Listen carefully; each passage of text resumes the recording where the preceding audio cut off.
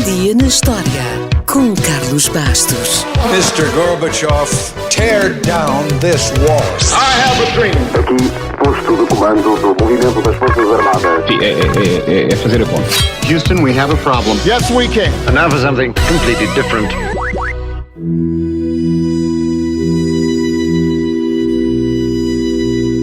A 11 de setembro de 1503, Michelangelo começou a esculpir em mármore os 12 apóstolos de Cristo que deveriam ficar em nichos na Catedral de Florença. Só que, 2 anos depois, teve de colocar em pausa o projeto porque foi convocado pelo Papa Júlio II, que queria que ele lhe construísse um túmulo digno. O Michelangelo lá foi para Roma e foi informado que tinha 5 anos para concluir o dito túmulo que, entre outros pormenores, deveria incluir 40 estátuas e tinha uma escala tão grande, mas tão grande, que o Papa e o artista lá concordaram que a Basílica de São Pedro teria de ser reconstruída para albergá-lo. Se calhar temos que pensar noutro sítio. Bem, o prazo de 5 anos passou, depois passaram mais 5 e mais 10, e o desgraçado do Michelangelo continuou a trabalhar no túmulo durante 40 anos. E mesmo assim, nunca o concluiu de forma satisfatória. Se o quiser visitar, tem de ir à igreja de San Pietro in Vincoli e ver, principalmente, a magnífica estátua de Moisés. Demorou o seu tempo, sim senhor, mas, na verdade, a culpa não foi totalmente dele. Os atrasos podem ser explicados pela tendência do Papa para encontrar sistematicamente novos projetos para o Michelangelo. A certa altura, por exemplo, Júlio II encomendou-lhe uma colossal estátua de bronze que fizesse justiça ao seu estatuto. O pobre Michelangelo passou mais de 1 ano a moldar e a modelar a figura do Papa, que, 3 anos depois, foi derretida para fazer um canhão.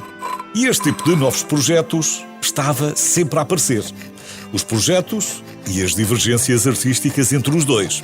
Mas Michelangelo lá foi fazendo pela vida e foi ganhando estatuto, graças à sua estátua de David, ou à sua Pietà, que retrata a Virgem Maria segurando o corpo morto de Cristo, e isso, naturalmente, atraiu invejas. Diz-se que o principal arquiteto da Basílica de São Pedro, Donato Bramante, ficou tão ressentido por o jovem Michelangelo ter recebido uma comissão tão grande como o projeto do túmulo, que conspirou contra ele. Diz que Bramante uniu forças com o pintor Rafael e juntos tentaram persuadir o Papa que seria giro, capaz de ser engraçado, ver o que é que o Michelangelo poderia pintar no teto da Capela Sistina. Obviamente que os seus rivais artísticos esperavam que Michelangelo fizesse um mau trabalho, caísse em desgraça e tivesse de deixar Roma.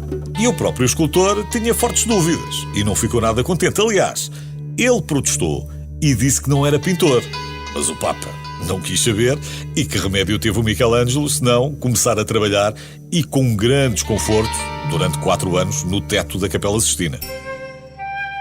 O resultado foi uma obra genial e monumental.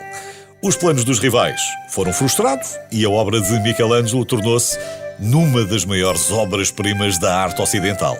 Hoje, o teto da Capela Sistina é admirado por milhões de turistas todos os anos.